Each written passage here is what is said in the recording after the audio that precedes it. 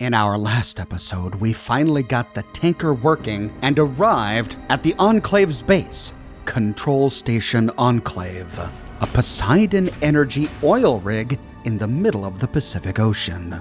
We quickly realized that the Enclave soldiers and security here would figure out that we're infiltrators if we walked around with a brain bot, talking deathcloth tribal and bartender. So we left our companions at the entrance to the oil rig and went deeper in alone, disguised as an Enclave soldier. After hacking into some terminals, we discovered that the Enclave had modified FEV, the forced evolutionary virus, to turn it into a dangerous toxin that they were planning to use to poison everyone on Earth, leaving only the Enclave left to repopulate the planet. That's why they kidnapped our tribe's people at Arroyo, and that's why they kidnapped the citizens of Vault 13 to use them as test subjects for this toxin. We learned from a terminal entry and from talking to our elder and the overseer of Vault 13, both of whom we found on the detention level, that if we blow up the computers controlling the Vault Tech-built nuclear reactor that was powering the station, we could cause a meltdown and at the same time release all of our tribespeople from captivity. And so we went deeper. After solving an electrified maze, we arrive on the 4th floor of Control Station Enclave. After passing through a couple of doors, we find ourselves in a narrow rectangular room with a door in the eastern wall and a door in the northern wall. The desks and lockers in this room are empty. To continue, we'll go through the western door. We again find a blast door to the south that we can't activate. This door must be part of the emergency escape plan that we read about in case the reactor overloads. We'll have to remember this for later. Here we find a number of civilian rooms. What are you, they say? The project is proceeding well, but all the rooms along this corridor are empty and uninteresting. There's an exercise room, a bathroom, 2 bedrooms, but no containers or anything to interact with. At the end of the hallway, it moves north, and we arrive at another split. The northern wall is lined with doors. We'll move west for now. Opening a door in the south leads to a war room. In the middle of the room, we find the war room table with a map of the globe and what appear to be, what are those? Ships? Stations all over the Earth? It's interesting to note that most of these gray dots are in the sea. Could these be other Enclave bases? Is this the only one? Moving out of the war room, we can open the door directly across the hall. We find a large situation room guarded by only one officer. Against the northern wall, we find another map of the globe, but this one is different. Instead of a bunch of gray dots in the ocean, we see a number of red dots on land. What could these mean? Are these also bases of Enclave activity worldwide? Or could they be markers, detonation sites for the nuclear bombs that destroyed the world so many years ago? It's interesting to note that in the United States of America, at least, we find 2 of these markers in Southern California, 1 in Florida, 1 on the East Coast, possibly marking DC, what we now know became the Capital Wasteland, and 1 slightly northwest of DC. Could that be West Virginia? Interesting to note that Boston is not marked here. If these are nuclear detonation sites, and if this map can be believed, then China was barely hit at all. Of course, these lights could be denoting something completely different. Military installations, perhaps. It's likely that the Enclave has a lot of knowledge about what happened all those years ago. It'd be a shame to lose it all once we destroy this rig. But our tribe comes first. Moving out of the situation room and down the hallway, we hear a man speaking to himself in the next room to the west. "You're all against me, aren't you? Aren't you?" Moving inside, we see him standing by his desk. "Where did my 2 gallons of strawberry ice cream go?" "Pretty, pretty. Fast as fast can be, they won't catch me." Potato. The cane is my ship. Mine, do you hear me? Tomato. Shiny. No, no, no. I don't want to be the patient this time. No, Mommy, I didn't do it. Don't hit me again. Talking to this poor deranged soul. Hello, Trooper, he says. What are you doing in the Vice President's office? Oh, so this is the Vice President. We learned his name on the entryway terminal. Vice President D. Bird, Daniel Bird. And we read his private notes, including his, word list. I'm just on routine patrol, sir. Carry on then, Trooper, carry on, he says. You lads are doing a great service. We are ready for any unforeseen event that may or may not occur. Huh? We can say? And then he pauses. He says, tell me, how do you spell psycho? With a P or without? And remembering the unique spelling choices of the Vice President that we read in his word list that we downloaded from the entryway terminal, we can say, oh, without, of course. And he says, perhaps that's best. Keep it brief. After all, verbosity leads to unclear, inarticulate things. Imagine that, we can say. And he says, well, you can't be too careful. After all, people that are really very weird can get into sensitive positions and have a tremendous impact on history. Exactly what impact are you planning to have on history, we can ask? And he says, I see. Well, as you may know, I've long thought that it's time for the human race to enter the solar system. How would we do that, we can ask? And he says, for NASA, space is still a high priority. I see, says the Chosen One. And where would we be going then? And the Vice President says, I think that maybe Mars would be nice, because Mars is essentially in the same orbit.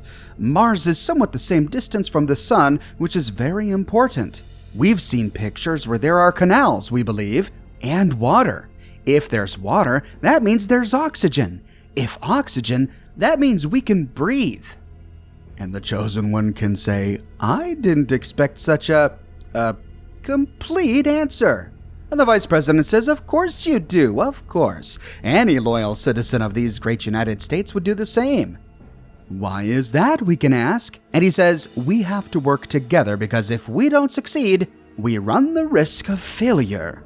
Maybe your failure wouldn't be such a bad thing, we can say. And he says, I mean that we don't want to go back to tomorrow. We want to go forward. Isn't that the only way to go, we can say? And he says, yes, I like that direction. I have made good judgments in the past. I have made good judgments in the future. So, by all means, let's go in that direction. Yes, says the Chosen One. I believe we are on an irreversible trend towards more freedom and democracy, but that could change. But the Chosen One can say, the polluted environment of the wastes could use a little freedom for a change. Don't be silly, says the Vice President. It isn't pollution that's harming the environment. It's the impurities in our air and water that are doing it. And the Chosen One can say, well, you wouldn't be so flippant about it if you were on the mainland. And he says, well, that's just the thing. The Enclave is a man-made island surrounded by water. You think you're immune to what happens here, says the Chosen One indignantly, but you're stuck on the same planet with the rest of us. But here, Vice President Bird goes back into his weird Mars dialogue. So instead we can say, you've lost your mind. And he says, what a waste it is to lose one's mind. Or not to have a mind is being very wasteful. How true that is. I'd say it's usually a waste, we can say, but in your case, I'm willing to make an exception. And the Vice President says, I am not part of the problem. I am a Republican. And our Chosen One's only option is to say, like I said, part of the problem. That's not true, says the Vice President. Republicans understand the importance of bondage between a mother and a child. That's the key to the solution of all of our problems. We need a return to family values. The Chosen One can say what you and the Enclave are up to has nothing to do with family values. But he says, I stand by all the misstatements that I've made. Don't you understand, says the Chosen One, you'll create another Holocaust if you continue. But he says the Holocaust was an obscene period in our nation's history. I mean, in this century's history. But we all lived in this century. I didn't live in this century. You're a flippin' loony, we can say. And he says, tell me, how do you spell tomato? With an E or without? Without, we can say. But then he just goes back into his previous dialogue, repeating himself. At any point, we can simply say, I'm here to kill you. And he says, you won't get away with it. And we can say, why not? And he says, one word sums up probably the responsibility of any vice president, and that one word is to be prepared. Oh, now we understand why to be prepared was on his word list. He thinks it's a word. Gotcha. Isn't that 3 words we can say? Preparedness is 1 word. Isn't that what you meant? Well, we just get cycled back into his dialogue tree.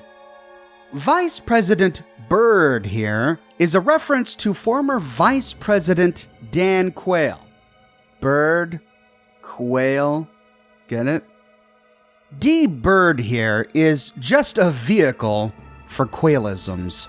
This entire conversation we just had with Byrd is comprised of quotes that Dan Quayle actually said, including the bondage between a mother and child thing, including the Mars thing, including the Holocaust thing.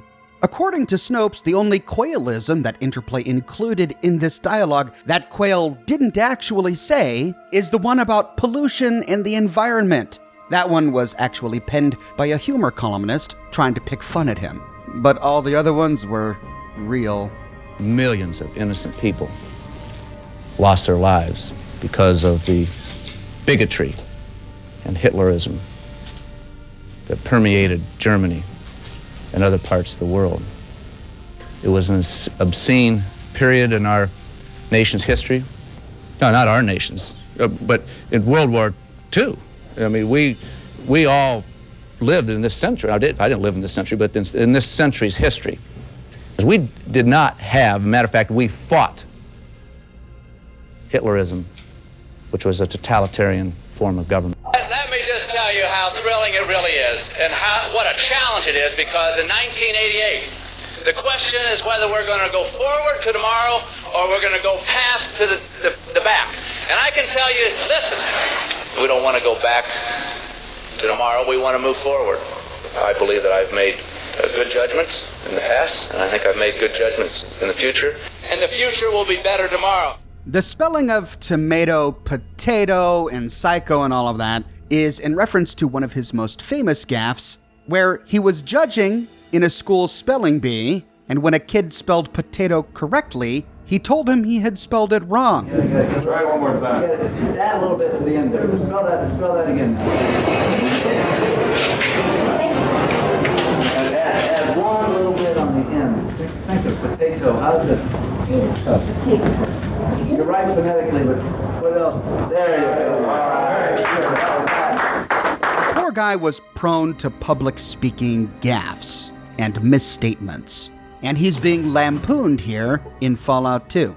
Also evidenced by all of that talking to himself that we observed before we came into this room. In particular, that one line where he's talking about the ship Kane and how it was his is a reference to the 1954 film called The Kane Mutiny, based on the 1951 novel by Herman Wouk of the same name, which is a story about a U.S. naval captain who goes insane, forcing his first officer to relieve him of command, for which he faces a court-martial for mutiny. And the fast as fast can be, you'll never catch me betrays the kind of television that Vice President Byrd enjoys, because that's a reference to America's Funniest People, one of the most cringe-inducing television shows of the 90s that had a recurring gag including a jackalope who would run around causing mischief, saying his famous phrase. Fast as fast can be, they'll never catch me. When done with the vice president, we can open a large door against the northern wall decorated with the presidential seal. And inside, we find the President of the United States of America, Dick Richardson, standing behind his desk. Hello, I'm the President of the United States of America, and you are... I'm your executioner. Now, let's, what is it you want anyway? I want you dead. Guards? Guards! Or, instead of starting off on that foot, we can say, the president? What are you talking about? I am the elected representative of the people. The United States does still exist. God bless us, everyone. We've just had to adapt in order to survive after the war. Oh, I'm lost. I can see you're a busy man, Mr. President. I'll just be leaving now. Goodbye. Oh, that's a shame. Conversation with a genuine mutant like you. It'd certainly paint me a picture of what life's like in that radioactive hell on the mainland. Radioactive hell? You don't get out much, do ya? We try to keep ourselves safe and secure from radiation. That's what separates humans like me from mutants like you. Why do you keep calling me a mutant? Because you are. Your tribe's DNA has changed since your ancestor left the vault. Unavoidable. All that background radiation you've been exposed to. Creatures change all the time. It's called evolution. Without that change, you and I would still be 2 bits of protoplasmic goo. Very moving. But the radical changes your villagers and other mutants show is a far cry from the gradual changes of natural evolution. Maybe we're changing into a better version of the human race. Did you ever think of that? It's very possible, indeed. In which case, our mission is even more vital to the survival of the human race. Huh? What do you mean by that? I don't think this tired old planet's big enough for 2 top dogs. If it's us or you, well, I'm going to choose us. I don't think you get to make that kind of choice. As the embodiment of the executive branch, I bear the burden of ensuring the survival and prosperity of the United States and of humanity itself. A heavy burden. And yet, if it means the return of the Earth to our children and to their children, I bear it gladly. I'm damn curious as to what's going on here. You really don't know, do you? Let me tell you about mankind's salvation. A little history first. First, why do you have a base at Navarro? Simple. Navarro is an isolated base. Our vertebrates have a limited range. They refuel there. Makes sense. A little history. Well, before you get into that, I saw some of your vertebrates doing some trade with New Reno. What's that all about? We've run short of certain critical chemicals. We can get them from the drug labs of New Reno. If the mutant mobsters use our guns to kill each other, just saves us the trouble. Everything works in your favor, huh? Tell me the rest of the story. A little history. Go on, Mr. President. There was a great war, long before we were born. Our gallant soldiers fought from the Yukon to the Yangtze. Yeah, I knew about that part. Go on. We were winning, too. And then those damn Reds launched. We barely got our birds up. Doesn't seem as though it helped much. Well, no, it didn't. But at least it knocked the damn Red Menace back into the Stone Age. And us with it. Well, no, not quite. You see, we had planned ahead. We were ready. What do you mean? We had a number of sanctuaries that would enable the glorious American civilization to endure. This facility, the vaults, were part of the great plan. Those damn vaults didn't work the way they were supposed to. A lot of people in them died. Actually, they worked almost exactly the way they were supposed to. You might call it a social experiment on a grand scale. An experiment? The vaults were set up to test humanity. Some had not enough food synthesizers. Others had only men in them. Yet others were designed to open after only 6 months. They each had a unique set of circumstances designed to test the occupants. What about Vault 13? What was its purpose? Vault 13 was a special case. It was supposed to remain closed until the subjects were needed. Vault 13 was, in scientific parlance, a control group. But they would have all died if my ancestor didn't get them a replacement water chip. That doesn't seem to fit in with your plan. An unfortunate and unforeseen accident. However, as it turns out, a rather fortuitous one. What do you mean? As it turns out, we needed test subjects from untainted pre-war human stock, your ancestors in Vault 13, and some freshly mutated stock, the villagers from Arroyo. Why? For the project.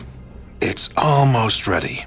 Humanity's salvation is almost at hand, and the United States of America will be the progenitor of that rebirth. Rebirth? What do you mean? The only way for true humans and democracy to be safe is to cleanse the mutants from the globe. We humans will take back that which is rightfully ours. I'm a true human too. I'm sure you think so, but tests performed on your tribesmen have all shown that you are guilty of mutation, and it's a damn good thing the project is ready. Why? Some of the members of your tribe are showing some extremely interesting changes. If the danger to true humanity weren't so great, I would think about studying them, but that's not to be. Not to be? Why not? The project will cleanse all the mutants from our fair land and the rest of the globe. Once again, America will be the world's policeman. Cleanse the mutants? That sounds a bit drastic. How are you going to do that? We found a research facility in operational shape about 70 years ago, a former military base that had been used to research a special virus. A virus? Yes, the FEV virus. It was originally developed to turn soldiers into super warriors, but it failed. The warriors were tough and strong, but far too stupid. However, our brilliant chemical core altered it. Altered the virus? Why? To turn it into a staggeringly effective killer. Any humanoid that isn't inoculated against its effects before its release will die. That is the project. That is insane. No, that's humanity's last best hope. That's what we've been working towards all these years. Great, so you have all of this poison and no way to spread it around. Oh, but that's one of the advantages of the FEV virus. We can release it right here, and the jet stream will carry it worldwide. It'll have plenty of time to cleanse every nook and cranny of the globe. Okay. Then why did you have to kidnap my villagers and the people from Vault 13? Test subjects? Your villagers are all descended from Vault stock, and we had to make sure that the FEV toxin was still effective. The subjects from Vault 13 test that, and an inoculation against the FEV. You're not testing the inoculation on my people? It's hardly necessary. I'm sure we could, and it would work, but there's no reason to do so. Did it ever occur to you that what you're doing is wrong? Never. Part of the president's job is to make the tough decisions. A lot of near-humans will sacrifice their lives for the return of humanity. Humans will prevail. There's no way in hell that I can let you do this. You can't stop it. The tests are complete, and the toxin is ready for release.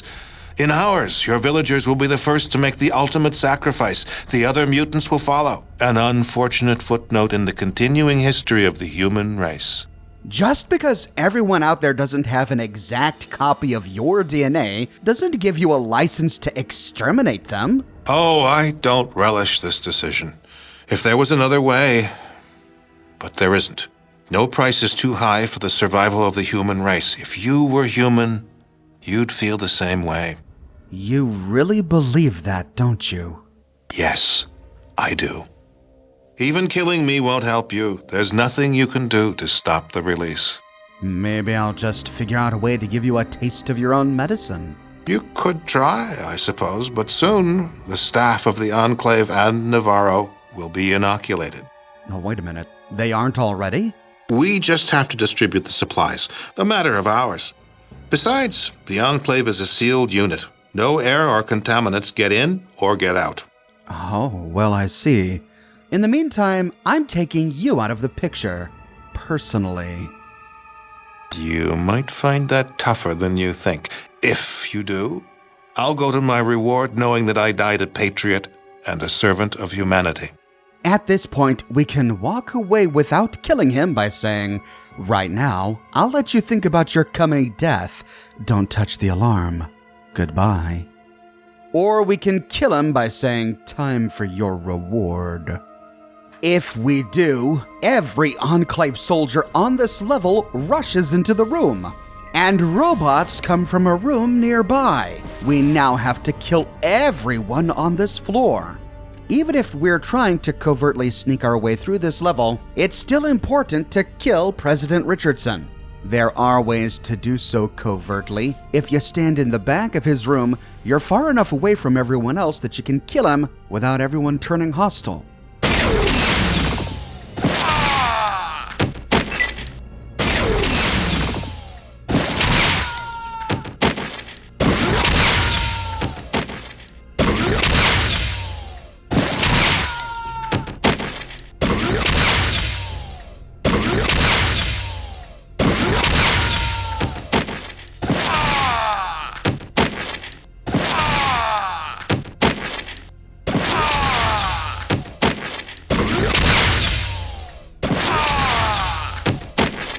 But the reason we have to kill him is because on his body we find the presidential access key, and we can't pickpocket it from him. This will become extremely important a bit later. However, we could have chosen to let him live, and even after having that conversation where he discovered who exactly we are, we can still wander Control Station Enclave free without being attacked. There's nothing in his office, so we can move on by opening the door to the west. Here we see a somewhat plump blonde secretary in a tight dress. They don't call him Dick Richardson for nothing. I do too know how to type. I think it's time for a raise. I don't think I'll wash this dress. It might come in handy. That's a Lewinsky reference. Come back later. I'm gonna be busy in a minute here. You're not taping me, are you? So what's Mr. Important up to? Yeah? What you want, honey? Yikes. It's almost as if he got his secretary from New Reno. Her desk is empty, so moving on, we can open a big sliding door to the north. Here we find a staircase going downstairs to the right, but we'll go down there in just a bit. Instead, we can finish exploring this level by opening the door in the wall to the west. Going down a hallway and turning south, we find a lab with an open door to the left. Inside, we find a bunch of machinery. Strangely enough, we find a bomb. The game describes it as a bomb. You'd think this is the thing we have to tamper with, but no, it's not. I guess we'll just leave this here. Instead, we can open a door in the northern side of this room to enter a scientist's bedroom. Here we can talk with Dr. Charles Curling. Welcome to the Chemical Corps section, Trooper. I am Lieutenant Colonel Dr. Charles Curling. Now that we've been introduced, get the hell out of my lab. I'm not who you think I am, we can say. I'm Oxhorn from Arroyo, and we've got something to talk about. Well, Oxhorn, says Dr. Curling, I don't know how you escaped your cell, but I don't think we have anything to talk about. And the Chosen One can say that's where you're wrong. A couple of times. You need to talk to me, says Dr. Curling. Who are you, and why should I spend time talking to you? I'm from Arroyo, we can say, and I need to talk to you about saving thousands of lives. I don't see that there's much I need to talk about with a mutant, says Dr. Curling. Soon, when the real humans retake the planet for their own, you'll just be another unfortunate reminder of the war. Real humans, we can say? What are you talking about? I'm as human as you are. Oh, he says, your DNA is more than just a little different. It's quite different. If I weren't so pressed for time by the project, I'd be interested in running further tests on your people, other than the FEV toxicological study, of course. Fascinating work, really. How's our DNA different, we can ask? Oh, there are a number of primarily very subtle changes, says Dr. Curling. I haven't had time to look into the ramifications of the changes yet, though. Also, I'd have to backtrack to isolate your initial gene stock before I could hazard any ideas on the direction the changes are taking. All in all, though, the information is clear enough. What is clear enough, we can say? What information? Why, the information that you and your tribe are no longer human, of course. Since your tribe has only been out of the vault, Vault 13, was it? For some 80-odd years, anyone out longer is certain to have been even more compromised.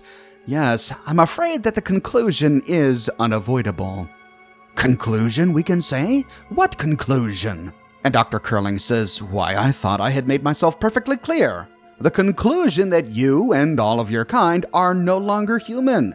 In order to retake the Earth and to maintain the integrity of the human race, all you mutants will have to be destroyed. Destroyed? What do you mean, we can say? And he says, the project that the Enclave has dedicated itself to these past several decades has been the re-establishment of the human race upon the continental United States. God bless America. That doesn't sound as though it would take decades to achieve, we can say. And he says, oh, just establishing an outpost wouldn't take long. We've already done that at Navarro, but it has taken a long time to work out the proper method for the eradication procedure. Eradication procedure, we can ask? And he says, why, yes. We can't move back to the mainland only to risk contamination by all of the mutated near-humans there. In order to make the United States safe for humanity, all of the mutants must first be exterminated. Exterminated, we can ask? How are you going to do that? The FEV toxin, he says. It's the perfect solution for this difficult problem. What's the FEV toxin? And he says, one of our patrols found the research data and several samples about the FEV virus in a former military research base that had been almost completely destroyed. Okay, we can say, now I know where you found it, but what does it do? And he says, the FEV was initially designed as a virus that was supposed to turn humans into super soldiers. That experiment seems to have been an utter failure, although I did try a modification of the virus on one of our Secret Service agents with some success. Great for you, we can say, but how does that have anything to do with eradicating everyone? Oh, yes, well, I was getting to that. The FEV virus bond in species specific. It will only bond with human glycoproteins. It only took a few years to tweak the FEV virus to make it more lethal than it already was. The result was just what the doctor ordered. Perfect in every way. Perfect, we can say. How so? Isn't it obvious, my mutated friend, says Dr. Kerning. The FEV is, thanks to me, a lethal toxin, and thanks to some mysterious genius named, rather dramatically, the Master, it only works on humans, mutated or not. So, we can say? Well, that means that we have the perfect disposal device for all of the near-human mutants infecting the globe. But, says the Chosen One, I still don't understand how that's perfect. And he says, the FEV toxin will only attack humans, leaving everything else alive. Better still, within a month, all the mutants will be dead, and the FEV toxin will die out as soon as it runs out of hosts.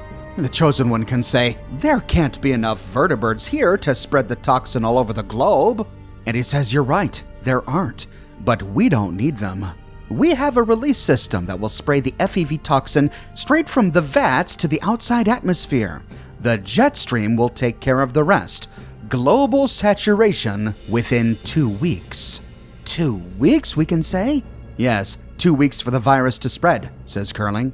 Another month or so for it to run its course, and then the United States will be ready for recolonization by real humans. Our species will have been saved. You really think you're doing the right thing, don't you, we can say. Yes, I do, says Dr. Curling. There is no price too high to pay for the survival of one species. I'd agree with you on that, says the Chosen One, but has it occurred to you that the mutants, as you call them, are just another type of human? That's preposterous, says Dr. Curling. You're no more like me than a mutated two-headed cow is like a normal heifer. But the Chosen One, in his infinite wisdom, can say, if there were mono-headed cows at one time, they've long since died out. But the cow, as a species, has survived and grown stronger. Change is an integral part of the natural order.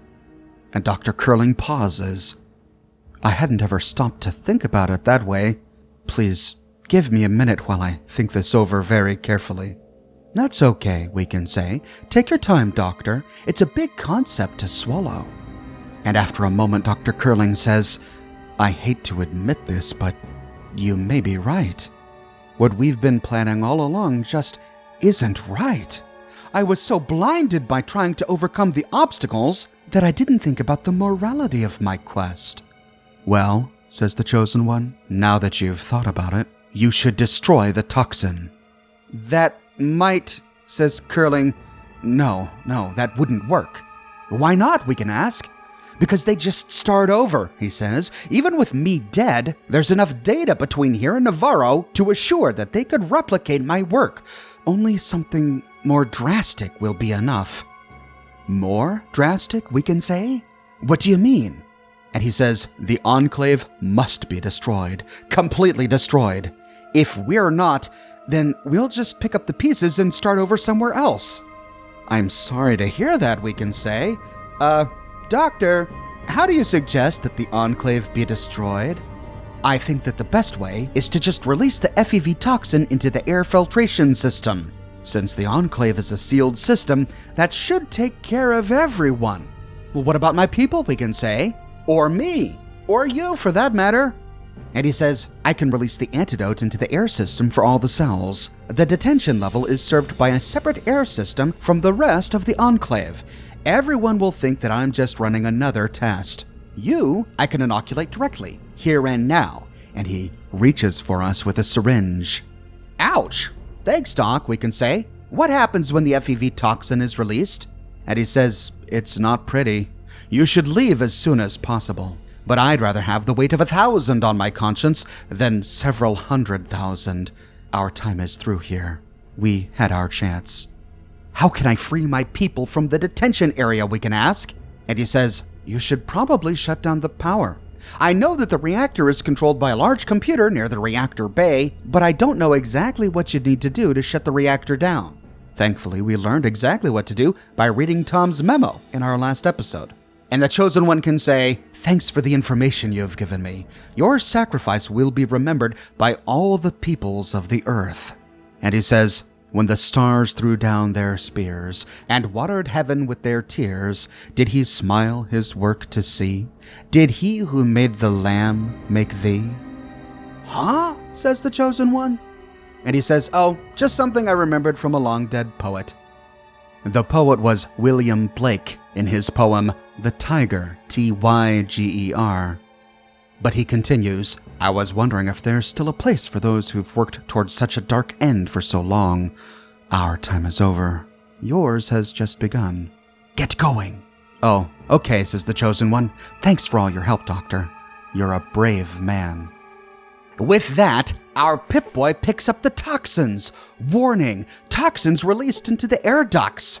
After a while, a few of the citizens and scientists will fall down dead, but not all of them. But this still doesn't change our task. We still have to go blow up those computers. In Dr. Curling's room, we find a copy of Dean's Electronics in his bookshelf and a big book of science in the other bookshelf. Heading out of his lab, we can open a door to the south, then open a door to the west. This leads to another lab filled with big tanks, possibly containing FEV. The toxin is beginning to get to the scientists. I'm getting too weak to stand here. But this leads to a dead end. Turning around and retracing our steps, we can open a door into a supply room to the east. There are a number of boxes here, but they're all empty. With this level explored, we can now take the staircase in the northeastern corner to go down to the final floor. We arrive in yet another long hallway. There's a door to the west, which leads to another barracks. Inside, we find a number of other lockers. Here's everything we find. 5mm ammunition, 5mm armor-piercing ammunition, small energy cells, a couple of stim packs, and a grenade. We've got a hazardous situation here, says one Enclave scientist. In the fill lockers, we find 3 throwing knives, a small stash of money, and a combat knife. Get yourself into a clear area, now! Some days it don't pay to get out of bed. There are footlockers on the opposite side of the room. We find a 10mm SMG and ammunition in one, and a Ripper in another. Then looting the final bank of lockers, we find a collection of thrown explosives, a hunting rifle, more 2mm EC ammunition, and more 4.7mm caseless ammunition. Heading out of this room and crossing the hall, we find another room with more Enclave soldiers inside. Didn't you notice the alarm? Every inspection's a parade. There are no containers here, so moving out and heading south, we can turn east and open a door which leads to a computer room. "The air burns my throat," says one of the civilians. These computers all connect to PoseidoNet, but we don't see a mainframe here, so these must not be the computers that we need. Against the southern wall, we find another door which leads to another scientist's office. "I love my work," says one Enclave soldier. Now, if we got Dr. Curling to release FEV into the station, the scientist standing behind the desk won't talk with us. "What's going on here?" he says. But if we skip Dr. Curling, or chose not to infect the air, we can talk with this man. "I'm Tom Murray," he says, head of the Atomic Energy Consortium. Tom! The guy who wrote the memo that gave us all the info we needed to know to blow this place up. "I control our atomic power plant here." "Who the hell are you, and what are you doing here?" he says. "Oh, I was just curious as to how your reactor works," we can say. And he says, "I don't control that much of the reactor's operation. The central control computer just north of the reactor controls most of the power plant functions. If that weren't there, we'd have no power at all." "No power at all," we can ask? "Well," he says, "not enough for much. The lights, life support, and defenses would work for a while, but force fields and other power-intensive devices would be shut down immediately." "Sounds as though you'd be really crippled," we can observe. And he says, "Well, it wouldn't be good. All kinds of watertight security doors close when that happens. No way in the world to open them once they're closed by the power shutoff. That's a safety feature." "Well," we can say, "I need to shut down your atomic reactor." "Shut it down?" says Tom. "Are you crazed? You're not going to shut down my reactor." "Yes, I am," we can say. "You'd better tell me how, or I'll shut you down permanently." And Tom proves to be very accommodating. "Here," he says, "I'll tell you what. I'll do it for you, but if you try to shut it down too fast, it'll overheat." "Well, I don't care about that," says the Chosen One. "Just shut down the reactor, or I'll gut you like a fish." Okay, I'll do it," says Tom. "Just take it easy now. But I'm telling you, it's gonna overheat as soon as I put the containment rods down. If we perform a crash shutdown like this, we'll have to scram the whole reactor. Or we better learn to speak Chinese." "Yeah, whatever," we can say. "Just shut the damn thing down right now." "You got it," says Tom. "Okay, slide this to green." And he fiddles with the control panel for a few minutes while he mutters to himself. "Okay, you got it, but it sure isn't gonna stay stable for very long." "You did the right thing," we can say. "Now I've got to be going. You better just keep quiet in here for a while." And with that, our Pip-Boy detects danger. Warning, complete reactor meltdown. We have 10 minutes to evacuate Control Station Enclave. We've done it. We've destroyed the reactor. Right now, the force fields to the cells are opening, and our tribespeople and the Vault Dwellers are taking the escape route back to the PMV Valdez. But if we don't want to solve this problem using dialogue, we can do it the good old-fashioned way. Blow it up. But to do that, we've got to find it. Opening a door in the eastern wall, we arrive in a bit of a computer room. Lots of empty containers and tape reels along the wall. "Radiation is really gonna screw up my work," says the scientist. But the citizens don't appear to be taking the alarm seriously. "That thing's always breaking down. Just another drill." Opening a door in the middle of the northern wall, we arrive in a bit of an operating room. The scientist here is feeling a bit queasy. Opening a door to the right, we arrive in a hallway. Following it north, we can open a door to the east. And this brings us to the computer mainframe room. Now we do see a room just to the south of us here. There appears to be some sort of large machine and a bunch of tanks in there, and a freight elevator. But there is no way in the game to get to this section. This must be the Vault-Tec nuclear reactor, because Tom Murray told us that the mainframe was just north of it. If we want to do this the good old-fashioned way, we need to drop an explosive right by these computer terminals. This is the only way we can destroy the computer mainframe that operates the oil rig reactor. Thankfully, we found some plastic explosives in one of the lockers in the barracks on the top floor. So grabbing one of these, we can set a timer and drop it right in front of the computer. Now, a couple of times when I did this, I immediately turned the scientists hostile. I dropped the dynamite, they pulled out their weapons and attacked me. I had to clear the entire floor just to get out of here. But after having Tom cause the meltdown, for some reason after planting the explosives, they didn't attack. After a while, we destroy the reactor and we gain 10,000 experience.